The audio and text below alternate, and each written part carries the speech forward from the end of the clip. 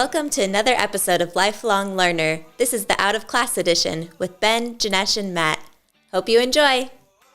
Welcome back, everyone, to another episode of Lifelong Learner. Welcome back, fellas. It's been a couple of episodes since all three of us are on together. How's everyone doing, and where is everyone? Well, mate, first of all, it is Lifelong Learner, but it's Lifelong Learner out of class. So let's just make that clear that this is the R-rated version of Lifelong Learner, not the standard version. So There's no censor here, right? Yeah. there's no censorship. This contains explicit content, and some viewers may be offended. If you are offended by explicit content, by strong opinions, please switch off now. That's a quiet disclaimer. I'm curious to know what's going to come up now. What charge does Ben have ready to unload on our listeners? If we put that disclaimer at the start, then we could have, put live to air all those episodes we haven't put live to air. They'll come out in a special one. Special launch when we hit 100. When we hit 100, it'll be a launch. The uncut, unedited, explicit edition. Well, let me tell you where I am, and then I'm super curious where Matty is because he's always somewhere interesting, and so are you, Janesh. Well, I'm back in my normal office. How's my hair looking, by the way? Oh, on point. Yeah, did you just get it done yesterday?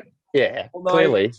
I tell you what, I was walking and talking with Rhino in sports gear. I've got a meeting straight after this, so I haven't had time to go home. So I packed my suit gear in my bag, in my car. Yep. And I thought, no, I've got everything's at the clinic. I've got underarm down there. I've got some aftershave down there. You don't have product. I've got hair product down there. No hair product. Oh. Mate, you wouldn't know. Did you go the soap option or water? Who knows, in an hour, it could just be all fluffy, and I've got a meeting after this, and I can't do Is fluffy. the meeting on Zoom or is it in person? It's in person. Mate, Is it straight after this? It is, yes. I've got I'm sure one of the guys in the clinic will have something. There's nothing. There's no one's at the clinic with anything. So I might have to do a quick LD trip. Hairspray? let me help you. Let me help you. A little bit of hand cream. A little bit of soap. Tiniest little bit. My friend swore by it back in the day when we all used to wear gel and hair stuff. He just a tiny bit of soap, and it gives the look of gel but the subtle one, not the crispy rock hard one that you fall over or fall into someone, poke their eye out type. Just a slight. Or is there any VAS at the clinic, mate? Any VAS? No VAS. But there's a bit of cream. There's a bit of Fibro cream. I could risk a little bit of like. Nice. Fibro cream. It could be sports rub, so I could end up with my hair falling out. Yeah, but not in an hour. So you'll look great for the next call. Yeah, it'll be right. a problem for another day. I'll comb it and there'll be chunks coming out. So that, and then I'm naked because I haven't got a watch either. Oh, mate, you're really not prepared this morning, are you? Not naked. I mean, I'm trying to compress for quality, and sometimes the wheels fall off when I compress. Compressed for quality. It's compressed, yes. But I'm not sure the quality's coming there, mate. No. I disagree. From where I'm sitting, you look great. As long as your hand is down low, we can't see you missing your watch. Yeah. It's simplicity. You don't need to know what time the meeting's going to end. It's fine. Yeah, true. I would say your tie needs to move a little bit. It's opposite. Yeah. That way. And I'm not sure how important the meeting is, but I would maybe you're nuts. Is it an important meeting or not? It's not really. It's just, mate, I find a tie is a little bit like a scarf. On a cold morning, you put a tie on it, it tightens your collar up, and you're a bit cozier. So, quick question: Did you guys have to wear ties and blazers for school when you were kids growing up? No. Mate, I went to Tech. Oh, you went to Tech. What are you looking at? I beat you up. Did you have to wear a tie every day, Matt? Yeah. Yeah, I had to wear a tie every day too. You went to some TOSA school. Both of you boys went to some TOSA school. I like to say we had a great education. But now I've rebelled. Now I don't wear a tie a single day in my life, right? You spend 13 years wearing a tie, blazer, Yeah. Yeah. not The- anymore. Maybe it's a switch. I'm right. I Yeah. just wore polos to school, Mm. and you guys wore ties, and now I'm wearing the tie, and you're wearing the polos. Mm. Yeah, it's true. You look great though. I never looked that good in a tie. Mine was always down, right? Rebelling a little bit. You had to have always had to have it perfect. All the cool kids would have it sitting a little low, little chest out, you know, blazer not quite perfect. Janesh, you would have worn your uniform Yeah. perfectly. Not You would have perfectly. been the one standing on the gate. Were you a prefect? You were, weren't you? I was a prefect. Year 12 yes. prefect. They had you on the Yes. gate going, check everyone's uniform, Janesh. Make sure they look No. amazing. You know what? We had a person's role at the school that I went to, and this is how, like, I think politically correct the world's got, that this role doesn't exist anymore, right? His role, he was the school marshal, right? And all he did was crack down. Yeah, big time. So you had like a 5 o'clock shadow, pull you out of class and give you a $1 raise and go, all right, here's your cold water, shave, and go. That's his role. The uniform's undone. Nah. If you're coming late to school, like, that was his primary role. So then teachers, day to day, other teachers didn't have to deal with it, right? And was he was an employed dude? Yeah. Yeah, he was like a school staff member. But then now the school doesn't have that position anymore. What about all the kids growing up who really respected the guy that used to call them out for not having their tie right, their socks right? What about that kid that was striving for that role? He knew exactly what he wanted. I want to be the marshal. And then he gets out of school, does his university degree, gets all the way in marshalling to get there, to have the world change on him, and there's no marshals about anymore. It's all gone. It's all gone. I wonder what role that kid has now. Maybe a police officer. Or a politician. Labor government. Anyway, where are you, Matt? Just where are you? I'm in Sydney, and I'm mate. There's this epic fireplace right there. Oh, that is nice. Yeah, really nice fireplace. Wait, what backpack is that? What backpacker is that? What backpacker? It is. Shout out to the Little National Hotel. I hope my next stay here is free. Actually quite good. We love the Little National Hotel. We stay there on all our trips. We do. Highly recommend it. So anyone that wants to go, please drop my name. I'll put a discount code in the show notes.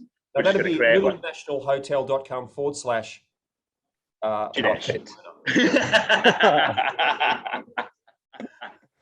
out of class. Yeah, but actually, no, pretty good. First time staying here. Comfy, little kind of quaint, like a rooftop area here where there's like a bar and lounge area. But no, I got in on Monday. Here for 2 days, worked with a clinic yesterday, all day yesterday, and then fly back this afternoon. What are you doing today? Today I got a coaching client at 10 in EA this morning, and then working from the city. I Sydney here, but on Summit stuff this afternoon today, because we got It's like we have a city space here as well, so which is nice to kind of have an office. So after this, check out and then head down there and fly out this afternoon.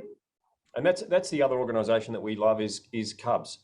Is Cub, Club of United Business. Yes, we love those guys. Yes, they're great. Actually, you know what? Yesterday's client was a referral from them. Actually, and it's nice to have a space. So I've got a room booked with a whiteboard for the coaching client in, and they'll make the client feel like a rock star when they get in, so which is awesome. That's awesome, man. And Matty, where am I? I am in Carnarvon, so halfway up the west coast on a couple of days of work. So hanging out here, I've got great reception. I'm actually parked right on a hilltop next to a lighthouse. Wow. Perfect reception. overlooking the ocean. It's very dark. It's 5 in the morning here. No, 7:44 minus 2, 5:45. So we're sitting in the van, set up for a bit of a office space. And Kat is in the daybed. And Mate, tell us about your last 48 hours, mate. What's been that? How was your journey to Carnarvon? I feel like if we had a red dot on you, what would it look like? It would look like a van leaving Geraldton, which is a nice town, and leaving at pace. You could almost tell that there was enthusiasm in the movement of the van as it was moving towards Exmouth. And then it got 60 kilometers away, running from a storm. Do you remember Twister, the movie Twister?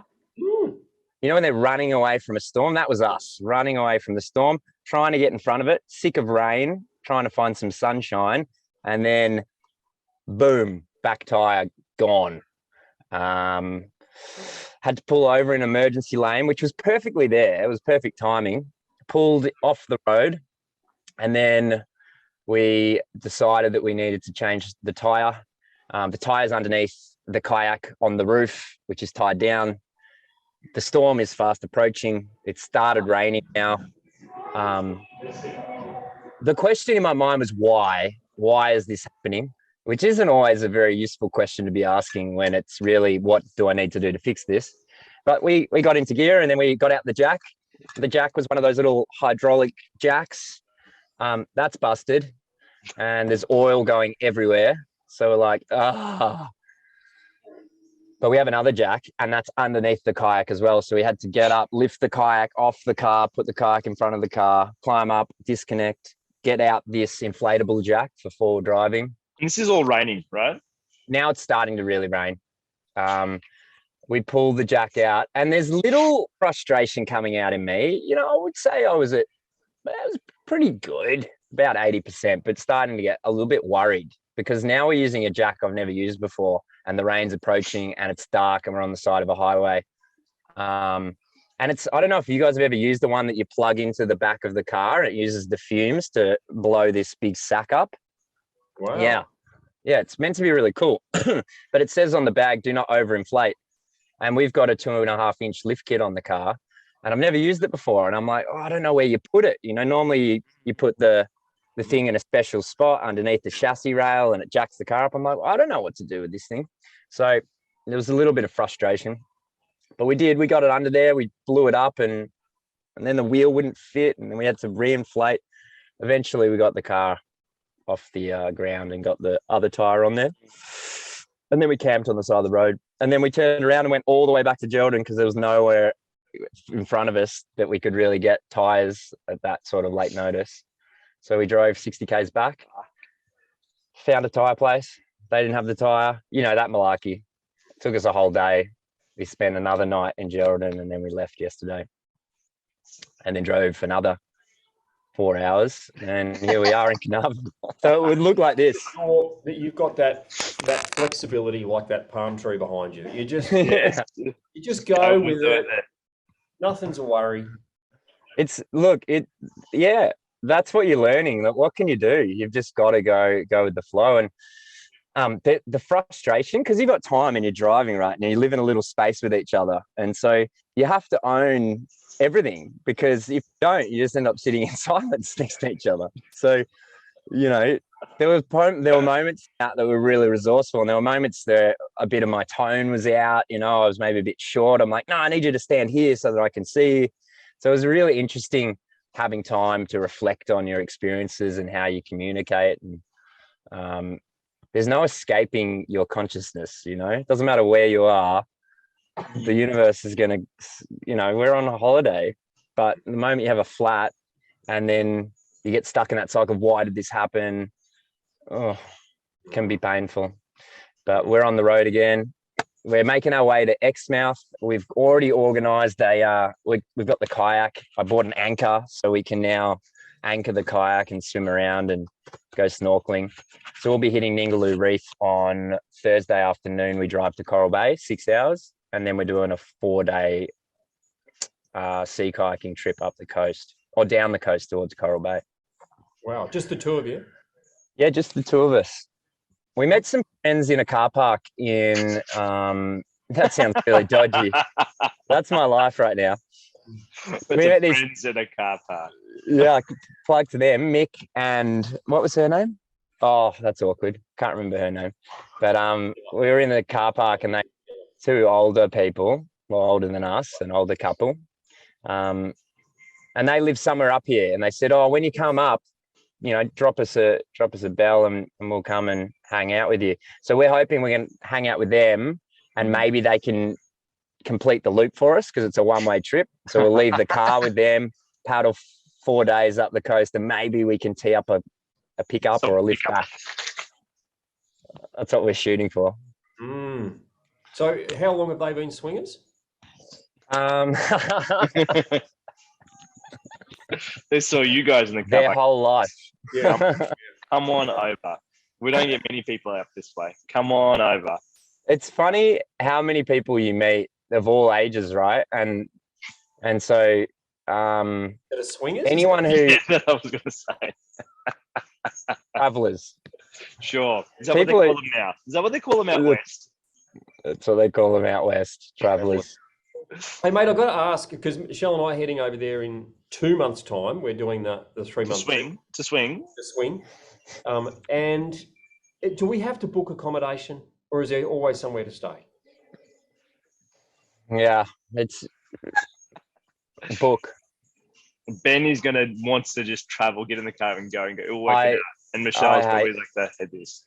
Weren't you saying that yesterday, Matt? Kat's the booker, and Kat's looking quite a ways ahead. She's brilliant. Like without her, I wouldn't find internet. But this wouldn't be happening. She's phenomenal. But yeah, accommodation goes. It's crazy. So we bought the national park ticket about a week ago, and we went to the Pinnacles National Park, which Benny, you should go to. It's great, and it gives you a discount on all park entries, and then you still pay for the national parks to camp. They're all booked out 2 months in advance, 2.5, 3 months in advance. So now we're like, well, we can't do anything, so we're just going to go, and I'm going to try and schmooze someone and see if we can still camp. And that's one of the appeals of the kayaking, because with the kayaking, you know, the price is a lot less. You can camp for $11 a night. Some of the caravan parks up north are $80 a night, unpowered site. Why is kayaking $11 a night? Why don't I understand that? Why? Because I think you've just got a tent. You don't have the car. It's a different section. So there's like sections for these national parks that allow camping, basic camping, caravans, cars, and all the caravan car stuff is booked out. So is this kayaking voyage you're doing like a hiking trail? There's a kayaking trail. Yeah, basically. Cool. Yeah. Mm. So a lot of these up north, once you get to sort of where we are, Carnarvon, and up north all the way to Exmouth, and then keep going up towards Broome, it seems like there's a lot more sort of 4x4 hardcore camping. But a lot of those are in national parks, and a lot of them are already booked out 3 months in advance. Yeah, You can go on the website, and it gives you the, you know, little dots of the ones that are available. And you can get availability, but it's really hard to get it in the place you want. You know, you might have to go north or south. And Well, the how annoying, much of that is, in your experience, how many are actually booked and people go and booked and no one turns up? that's the painful part. Like multiple times I've gone and set up and been told, no, we're going to pack down, it's booked. And I've sat waiting and no one's come. Oh, wow. And you read the forums and they don't do, so people pay, book it, and they won't do, if they cancel, they don't do refunds. So now people don't even bother canceling because they just keep it, because if they don't turn up, they have to pay for it anyway, which is just, it's lame because it means No one else can Yeah. use it. no one else can use it. So that's my plan. A lot of that's happening. And particularly around weekends, right? It makes sense. Friday night, someone goes, has a few drinks, and then they're meant to go camping and they just don't go. I'm sure that happens a lot. And Western Australians I think a lot of the miners as well probably are the guys that, 2 weeks on, 2 weeks off, and then they go camping and maybe they end up not getting 2 weeks off. They end up doing another shift or something. But there seems to be a bit of that, which is frustrating when you've driven from Victoria and you just want to camp and these campsites are empty. So yeah, we've planned a bit of stuff, and that's my plan now, is to actually go and connect with whoever the ranger dude is and try and make a friend and say, come on, if this is empty, let us in, mate. We've driven a long way and everything's booked out. So what's your plan, Benny? You're booking or you're not booking, mate? You're just gonna wing it? It's left basically in the hands of the Minister of Tourism and Finance. So Michelle. we'd like not to book because we don't know where we're going. We'd like just to go stay somewhere and then talk to people, and they go, "Oh, mate, next what you want to do is go 100 miles and blah, and then stay and just drive there." Yeah, that's how we'd love to do it. But I'm hearing that we've got to book, and we don't really want to book too much. I would do the skeleton. Book the things and then you can wing it. And we did, maybe you do some caravan parks, between caravan parks and national parks, you'll be able to still have your cake and eat it too. You just might get stung a little bit more as well. But the caravan parks are painful when you're paying $80 a night when you can stay in an for $22. It's like, 80. And for us as well, we got non-powered. So $80 when you provide everything. It's like, come on. It's going to be, we're super excited about doing that. So we will organise, if you're not back, we'll organise a bit of a Zoom catch up and pick your brain and sit with you, write down some destinations. We're going to be coming back to Perth on the 25th of June, 26th of June. We fly out to Indo, 26th of June, come back 20-something of August. And then we're around for another month as we drive back across to Melbourne. Yeah, okay. All right, that might work because we're leaving end of July. So we'll be there we'll probably end up crossing over with you. That could be really cool. You're ringing there, Benny. Right. Hang on. That's a meeting that I backed in after this that I wasn't aware of. It's starting now. It's already automatically started. This is technology for the viewers. Like you've got your mobile phone, and in the old days, let's go back. Landline. You had your landline. Yes. Right. You'd call the home. You'd call the office, right? And the ring. Yeah, I used to love that. And you had a landline. I remember the day when I had to make the decision to release having a home phone number, a home landline, like no longer. My parents still have the home landline. Like Telstra, dial up, kind of pick up the telephone. Yeah, wow. So I remember releasing that, but what I did release to was the internet home line. Like you had your internet service and it had a phone kind of connected to it. There was a phone thing. Used to dial up. Like VoIP, like kind of a VoIP thing.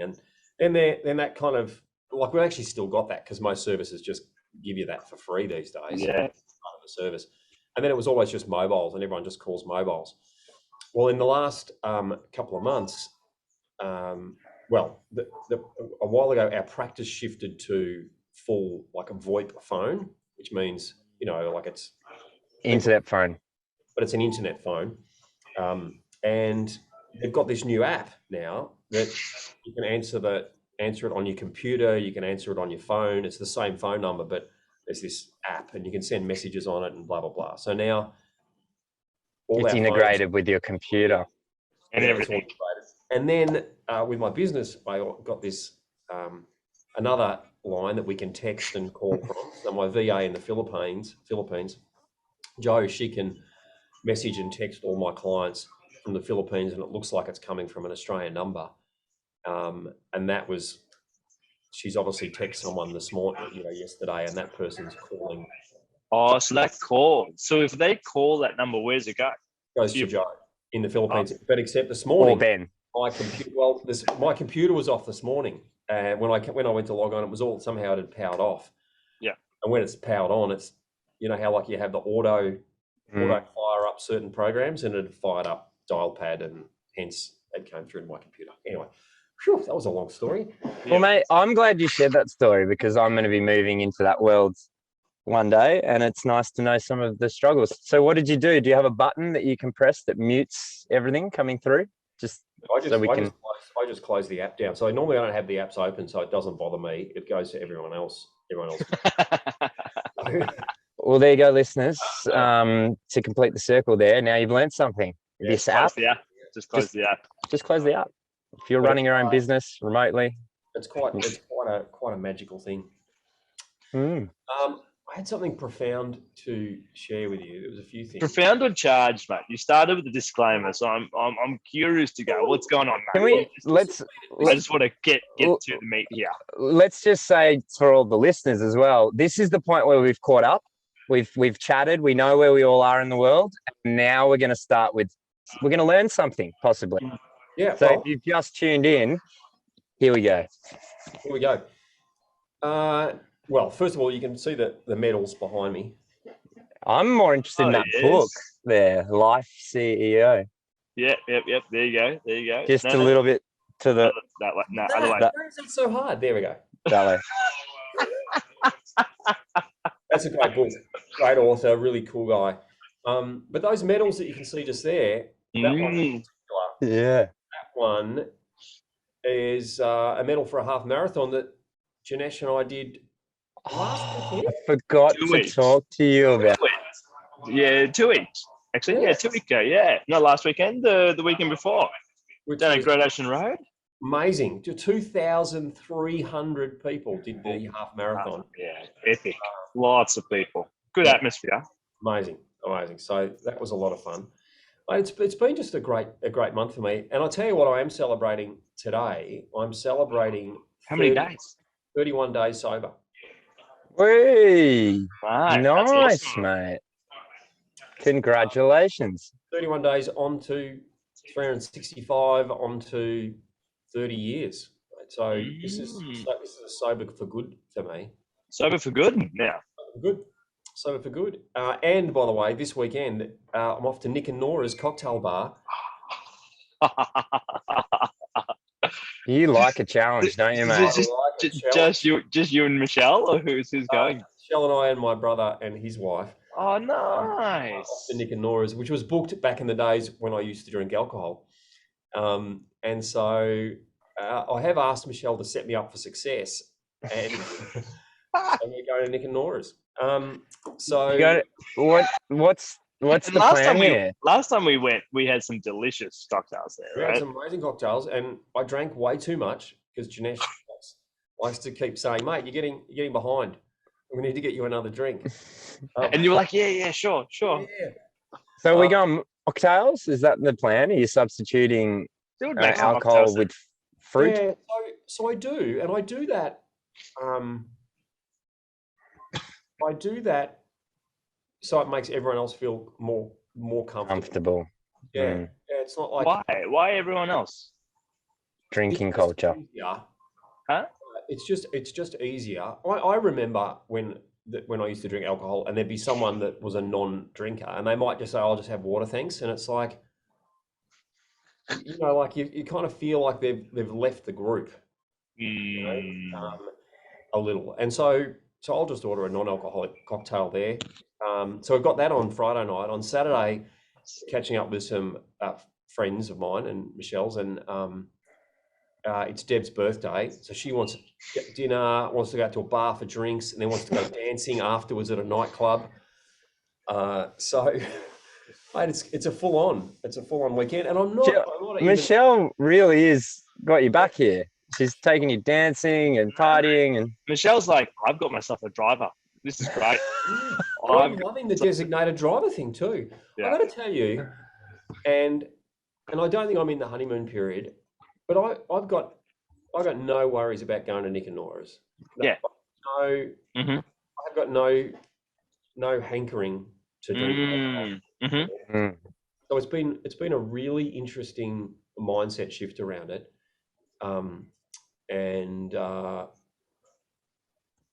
What was the catalyst, Benny? What triggered this? Was it a health decision? Was it a feeling decision? Why did you decide that's it? No more alcohol.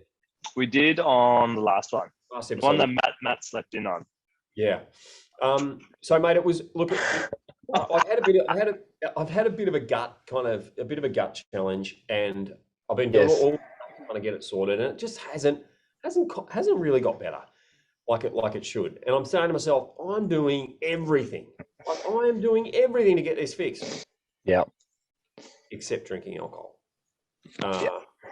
And so I'd had a Friday where I went out for lunch, drank a couple of cocktails at lunch, came home in the afternoon, and just, like, it's always great. I love a lunchtime drink. Nothing better. But then you come home and that rest of the afternoon is just a write-off. Like you're just tired. And then Saturday we went out, and Michelle and I went out in the city in the South Yarra, and we had half a bottle of wine each, and not a lot, like 2.5 drinks. And next morning I woke up, I just didn't feel like my best, and my tummy was a bit funny, and I always up early, and I'm sitting there thinking, this is, how many signs do I need? I told the story last. How many signs? Yeah. How many signals do I need that I need to do something different? And so I just went, that's it. Decided. I'm doing it. So I Googled giving up alcohol, going alcohol free, blah, blah, blah, and watched some really interesting YouTube stuff around that. And I watched a really good podcast with Rich Roll, and I can't think, Andy Ramage, I think his name is. He's the guy that started 1 Year No Beer. And he's talking about that most people going around in a state of mediocrity. They're drinking just a little, like they're not alcoholics. They're just drinking a little every day, every second day, 3 or 4 days a week. And their next day is compromised. They're fine. Like, after half a bottle of wine, I'm fine the next day, but I'm not amazing. Not at your best. Yeah. And I really kind of resonated with that as well. And so, mate, I just decided, and for me, I'm either not drinking or I'm drinking. All or nothing. I just, it'd be just a slippery slope if I said, look, I just have a drink on Saturdays only. It's a lot harder, I think. And then have a drink on Saturdays, and then you feel crappy on Sunday. So for me, it's really, really interesting the way you describe that process or that period of just acknowledging, nah, I'm done. Like when it comes to that space of, sitting with it and then just deciding, no, I'm done, versus, I need to give this up. I should give this up. It sounds like you've a more place of ease and acceptance. Oh, look, I've tried everything else. I don't feel great with this. So time to let it go. Dr. Wayne Dyer talked about that. He was a really resourceful drinker in his younger days, up until he was mid-40s or something. And he talks about having his spiritual awakening was that he had he woke up having this sense of, if I keep doing this, my life's over type deal. And then just an acceptance that I'm not going to do it anymore. I'm done. And then never drunk again for the next 30, 40 years. And he talks about it not being hard, just being, it wasn't even there was no battle. It was just I made the decision, and then that was it. And that's not always the story you hear, right? You hear when people quit that it's a struggle.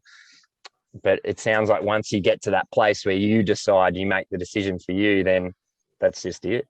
I think too, the biggest, I'd say in the early days, the biggest challenge is living in a society that drinks. Like, just drink. Like, you go to a restaurant, and when you first walk in, there's the bar on display, which Michelle took me to on Saturday. Oh, last and you were Saturday. sitting at the bar, right? We sat at the bar.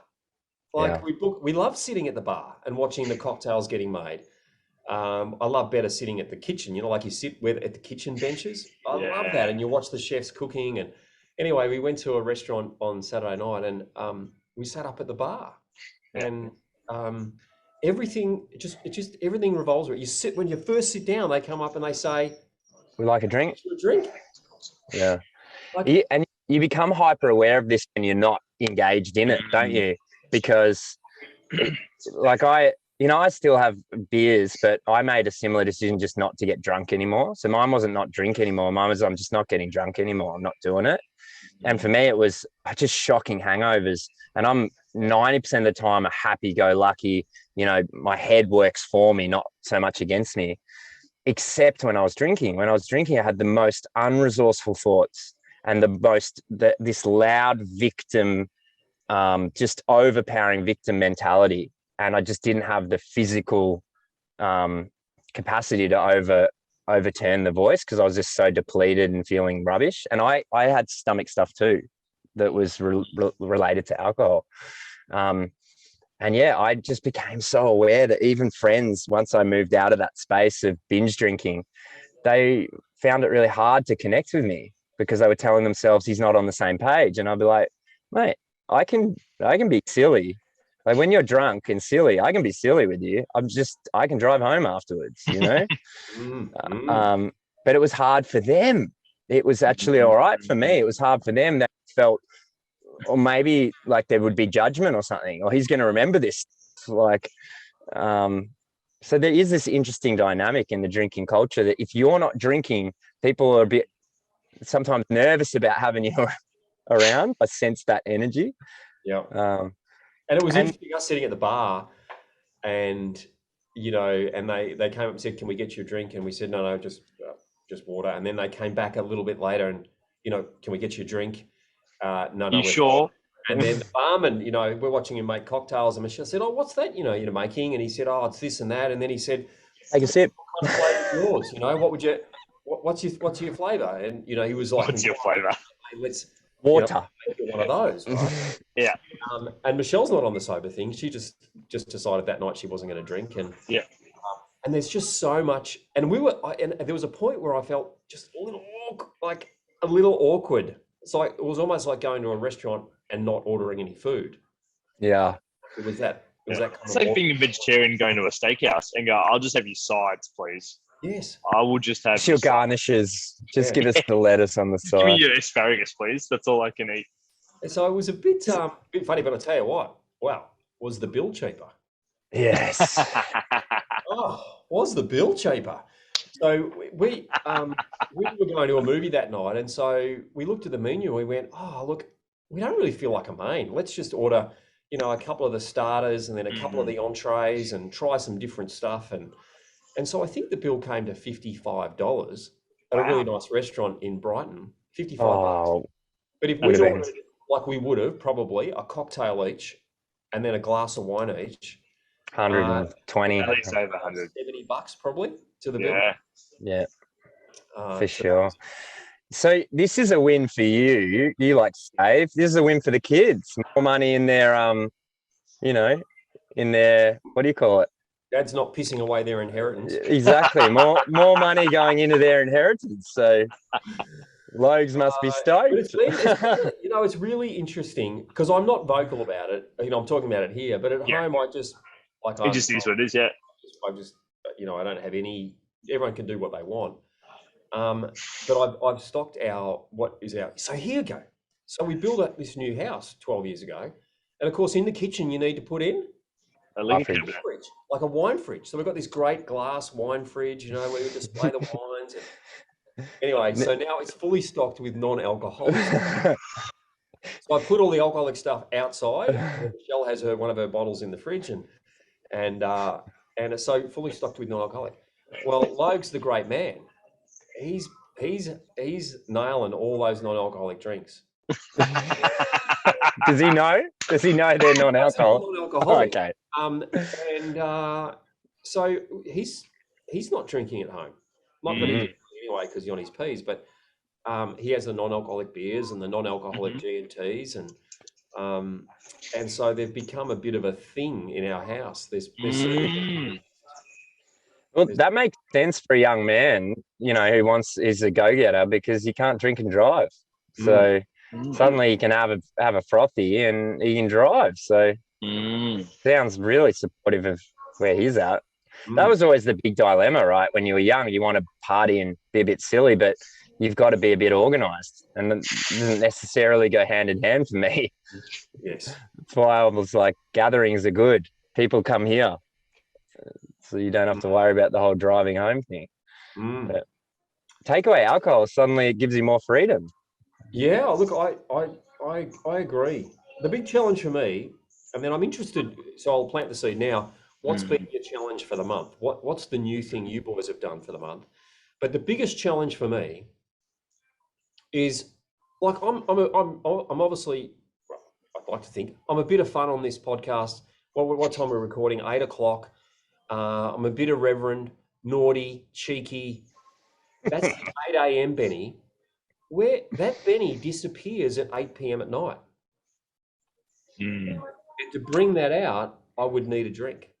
Or I think I thought I needed a drink, because that was the habit to have that drink. And so going out and not having a drink, there's been a bit of an awkwardness. Yeah. Like I'm going, like, where is he gone? Like, it's almost hide, right? And I would sit very quiet at the restaurant. Yeah.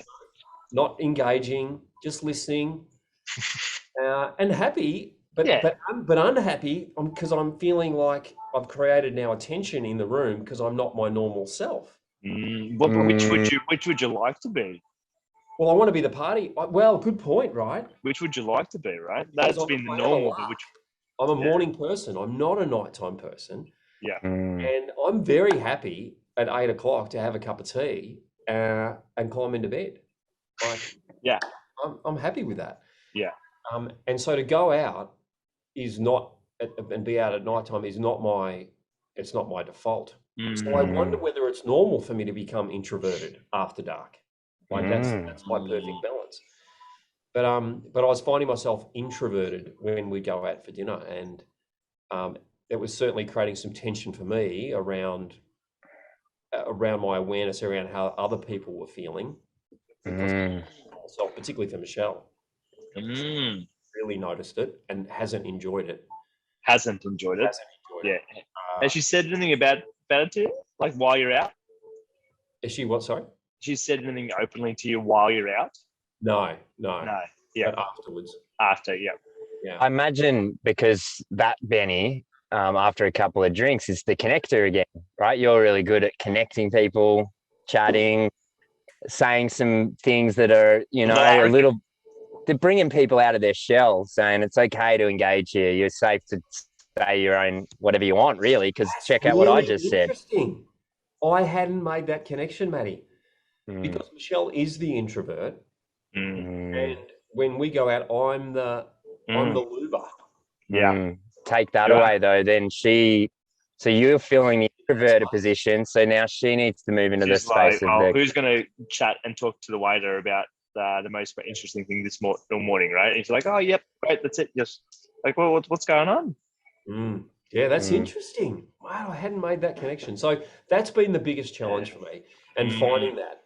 And I shared with Janesh, did I share with you, Janesh, that my music ran out, right?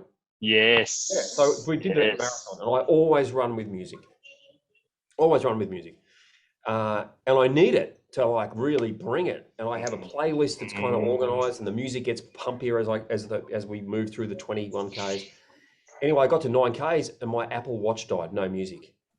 Oh, flat battery. And I'm like panicking. Like seriously, I actually panicked. Yeah. And there was a thought of, well, I can't finish. Running in silence. I'm with my own thoughts, yeah. Yeah, I'm gonna have to pull over. It's no good. And for probably 2 or 3 Ks, there was a worry, and I was feeling all the pain in my body, and I thought, so what am I going to need to do? I'm going to need to finish this race, and I want to finish it well. So what do I need to do? And in that moment, I went, wow, this is just like, how do I bring the 8 a.m. Benny at 8 p.m. at night? How do I bring the music running Benny without the music? Isn't this interesting? It's like get rid of one attachment and then suddenly aware of all the attachments that exist in your life. I need music to be my best when I'm running. I need alcohol to be at my best when it's after 8 p.m. because I'm not this. Like, how many attachments do we have? Like, you've identified a few. We're attached to so many things. So it was interesting. And so that's what I'm playing with right now is working out how do I bring that 8 a.m. Benny at 8 p.m. at night. So anyway, this weekend we're going to get to really try that hat on. On both nights, Friday and Saturday. Yeah. What about you boys? I'm conscious of time. What about you boys? What's been the challenge you've taken on this month? What's been the shift in your lifestyle? Maddie? I've had a few shifts. One being where you are. Like, I'm so clear where I want to be. And this van was at one point was the dream, right? And there's this other dream, and we've gone to Indo, and that was just such a success that we've come back and we're literally living a dream. We built this van, we spent months building it, and we're both for the first couple of days wishing we were somewhere else. We're like, should we just sell it now and go? And then the battle of, it's challenging in a van, like we had this period of adjustment. It's $80 to camp. It was $40 to stay in a 5-star hotel. We have to cook that battle. So that's been a real lesson of it's okay to have goals and to know where you want to be, but be grateful for where you are on the journey to that. And so once I became aware of that, wow, I just can see how often I want to be somewhere else. There was a period of, as well, I feel like comfortable sharing. I don't drink so much anymore. I went through a similar realization as Benny, not as clear cut. Mine was just I don't get drunk anymore, really. And I allow myself at a certain events a few times a year, I'll allow it, but I don't really engage in the, I guess, as much of the drinking culture as I used to. But I've always been, as I made that transition, I became, a weed smoker, and not excessively, but I would smoke. And that would be my jam. Like, to be honest, love nothing more than sitting down, smoking a joint, and then pondering the world and just quite a beautiful space. And so there's been a period of no smoking. So since I went to Indonesia, don't really smoke over there, and then came back, and there's just been a period of about maybe a month. And so aware of that attachment. And how you can convince yourself, when you do something over enough time, it becomes a habit. And so your mind is used to it. And so parts of yourself that you enjoy, you believe are coupled to that thing. And I know, like you're saying, that, 8 p.m. Benny exists without alcohol. Well, Matt, chilled out, relaxed being version exists without the joint as well. But there's this idea that, I need it. So that's been another one too, is just letting that go and still being able to find that space without needing it.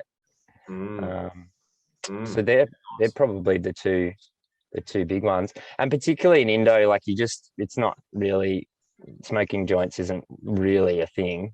It's not safe. So it's a good habit to get into a place where you don't need it. You don't need an attachment. You're quoting Chappelle Corby there, mate, making sure that's not safe over there. Yeah, you could imagine that would really wreck your holiday. Yeah, Bali prison. No good. That's not accommodation you ever want to visit. No, there is actually a really good book, fascinating read called Hotel Kerikaban. So Kerikaban's the name of the prison over there. It's a really, it's a fascinating book. Just fascinating. Hotel Kerikaban. So interesting book. Okay. Mate, what about you? What's been the lifestyle change? Mate, the biggest challenge has been, I think both physically and mentally, is been Probably the start of the month, just coming off the tail end of being injury stricken. It sucked. It Yeah. probably hit me a little bit more mentally than I would probably be aware of, though I wanted to be aware of. And you just kind of push through. Like I just push through and it's fine. But what I realized is that I didn't supplement that with anything else. Like, yes, I couldn't run, I couldn't walk, I felt like I couldn't get a sweat on, but I could have still gone to the gym, but I chose not to. I could have done a bunch of other movement, right? Is this a leg injury or yeah, the ankle, yeah, Achilles? And and it was just like I could have done any of that, and I didn't. And that's been a bit of a, I don't know, just an opener. I go, I need to be moving, and an injury can't stop me, and it shouldn't, and it needs to be something for a couple, or I should say that if whatever you are stopped, change other parts of your lifestyle, right? So other parts of my lifestyle didn't change, right? So still I ate relatively good, but yes, drink, but then probably should have taken more care of that stuff, because it's like, okay, you're less activity, those foods are less, and those drinks are less forgiving now. So noticing physically, go, oh, why am I a month and a half, 2 months of no running? I'm like, why is my pants tighter? Why is the shirt a little tighter? This is not good. Right? And then it's just this revolving cycle, right? Plays into your mentality as well. And it's just like, all right, getting back on the horse and going, you know what, let's have a mix of movement, and making some of those changes and going, look, let's, like, in terms of just, do I need to order that now when we head out, or do I go something else? Yes, I like that, but is this still going to bring me joy in terms of the flavor of this, right? So which is interesting. Where Keisha's vegan at the moment, so all, like, she won't cook meat at home. It's just like, look, if you want meat, here you go, do it yourself, which has been good. I think it's been a lot more. Most of the times that the meals are now are vegan. Like, I might put some cheese and stuff on my meal or other bits and pieces, but that's been actually a good shift. So it's been an awareness that I need to keep moving, and at the moment diversify the movement. So if one, for whatever reason, you can't, you're still doing something. You're still I think both mentally and physically. I think. I didn't realize it would take that much of a hit. Okay, Matty? Isn't it funny? I'm wondering. This is me, and we're all hard chargers. When you're an all or nothing person, does your brain sometimes go, "Oh, my ankle's shot, so I can't run, I can't train properly, so I might not. Training's off. I just won't do it. Because if I'm going to do it, I'll do it hard, or I won't do it." So this middle ground, when you're injured, you're vulnerable to the just do nothing. It's hard to start. For me, I think when you're injured, it's like, I'm going to start at ground zero somewhere. Like, it's really hard. Or for me, it's hard to start ground zero somewhere. You go, if I go to the gym, I go, no. And you compare your old self, right? Where you were fitter or stronger. You're like, oh, no. I don't want, and that's probably your, I think that your ego, or my ego, kind of stepping in there, where you just got to let go and just start, right? Start and go, just start somewhere. I think too, what you miss with the running, when you can't run, is the hit that you get from running. Running high. So for me, that runner's high, it's the ultimate, right? And the only way you can get that is through running. Like, I can't get that from the gym. You're not running for necessarily the fitness. You're running for the high that comes at the end of the run, right? And you don't get that anywhere else, so you're stuck, because the only place you can get that is in running. And so, like, it's hard to know what else to do.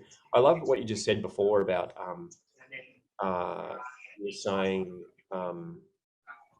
something about the decisions you make and eating. And one of the things that stuck with me when I started to give up alcohol was the saying, the next morning, I never regret the drink I didn't have. Next morning, I never regret the drink I didn't have. And I think about that often, even with food, you know, like I've been fasting at night time, not having dinner in the last couple of weeks. And again, it's still not a big deal. It's just like I don't really even feel like it. And I think to myself when I go, oh, maybe I will have something to eat. And I go, tomorrow morning, you won't regret the meal you didn't have. True. Yeah. Yeah. So That's a really good one for Janesh, I guess, when his brain says, "Oh, I can't run." Well, I won't regret going to the gym tomorrow, even if it's just doing something. Just something, right? Right, something is better than nothing. And sometimes you play, like I remember I had the 5-minute rule. I'll just go for 5 minutes. You just tell yourself you go for 5 minutes. That's enough to get you there. And once you're there, because you've got good beliefs, good strategies, you're a man of authenticity, you end up following through and doing an hour. And sometimes you push yourself a little harder because you're like, fucking 5 minutes. I'm going to do an hour and a half. So sometimes you just got to play those tricks, don't you, to get yourself in the position to get out of the way of yourself so that you do the thing that you know is going to make you feel better. I used to be a big runner, and then the last sort of 15 years haven't done much of it because I could buy a car, right? Once I hit 18, I was like, those running days are over. Woo! I can drive now. And I used to get that runner's high that you speak of. I used to compete and do all the distance events, and it was phenomenal. But then the gym gives me a different, not a high, but it gives a confidence in my because I'm developing strength, I guess. That's different. It's not this amazing buzzing feeling of, you know, happiness, but it's an underlying subtle strength, belief in that I did something to failure today, and I surprised myself. I did one more, or I did 5 kilos more than I did the last time. That's a powerful thing too. So when we're not running, you know, maybe that's helpful. You did an extra 5 push-ups. That belief in your strength might aid the healing process, but it's not a running high, that's for sure. in summary, boys, we're at time. What's the summary? What's the message? I feel like it's around attachment.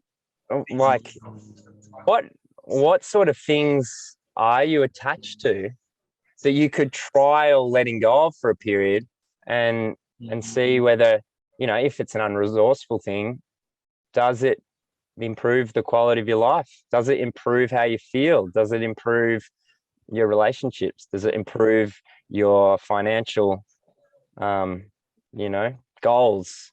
What are some things that maybe you could let go of just for a little bit? Maybe it's a week or 21 days and just see. You know, Ben said he's fasting. He's also letting go of alcohol. There's this element for you of letting go of some things. Me too, letting go of some of the creature comforts, the things we take for granted. And there's always a period of suffering, which is usually because of the attachment. But after that, there's always a gift in return. Same with Janesh, having to let go of the identity of being a runner. It seems like there's some core element here around attachment, around letting go. What do you guys think?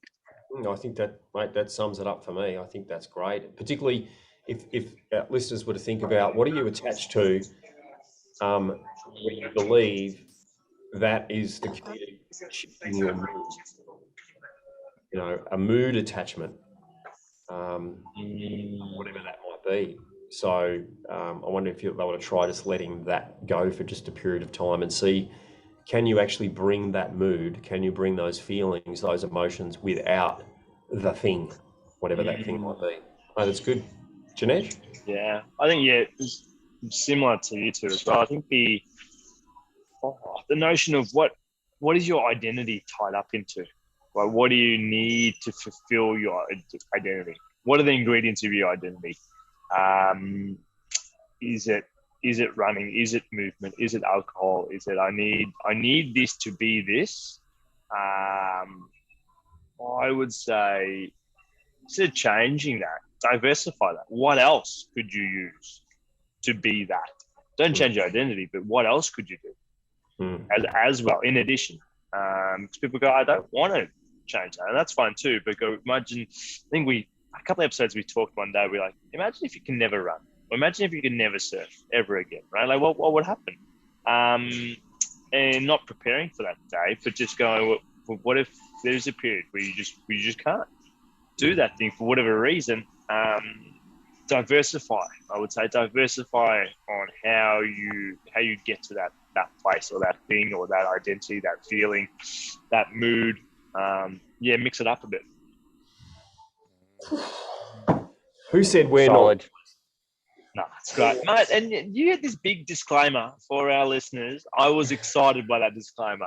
I'm not saying that I wasn't excited by this conversation. It was great, but I want you to put that disclaimer in every single time.